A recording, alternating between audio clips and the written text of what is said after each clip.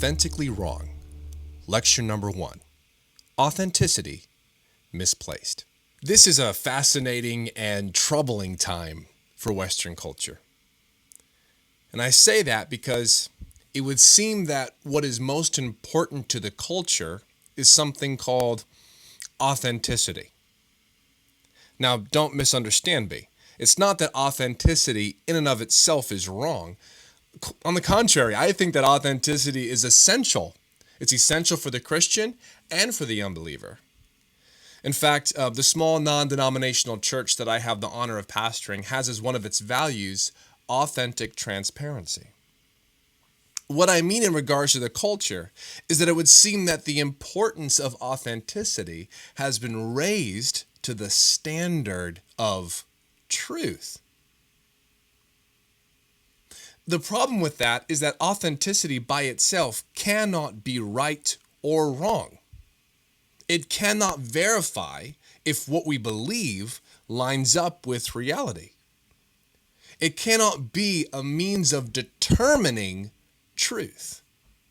So let's talk about authenticity for a moment. To be authentic is to be genuine, to be real. It's not fake. It's not a charade. What you see is what you get. Now, of course that's important. Once again, I would argue that that is an essential quality that everyone should practice with themselves, before God, and with others. We should walk honest and authentic with ourselves and others and before God. But once again, that is not a measurement for truth. It cannot be used as a measurement for truth. Someone can authentically have a different opinion about something than the authentic opinion that you have. Can authenticity tell us which one of you is correct? Of course not. Someone can be authentic and in their realness be really, really wrong. Let me give you kind of a silly example. I mean, I can authentically believe and feel in the core of my being that if I jump off the Devil's Tower, and if you didn't know, that's about a 900-foot natural rock structure in Wyoming. If I jump off the Devil's Tower with no special equipment, and I believe that I will fly like an eagle and land safely on the ground below, I would be what? I would be authentically wrong. After jumping, I would not fly. I would instead fall to my death, and my math might be wrong here, but in about 9 seconds. The truth of the matter is that my authentic belief would literally come face to face with the reality of hitting the ground at 110 miles an hour.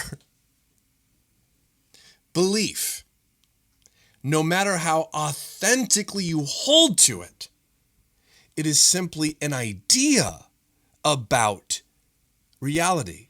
An idea that you have or that I have about reality. Reality doesn't have an opinion about itself. It simply exists. We understand truth when our belief matches reality. Now, if that logically follows, it would then seem to me that the most important thing is not authenticity. No matter how important authenticity is, it cannot be the most important thing. Instead, the most important thing would be truth. And the truth is something that we all should authentically pursue. I believe as Jesus did that the truth will set you free. To go through life thinking that authenticity is truth is not freedom. As the Bible says, can the blind guide the blind? Won't they both just fall into a pit? So here's my conclusion in this first lecture. Be authentic. Just do not equate that to truth. And be willing to acknowledge that your authentic belief, it could be wrong.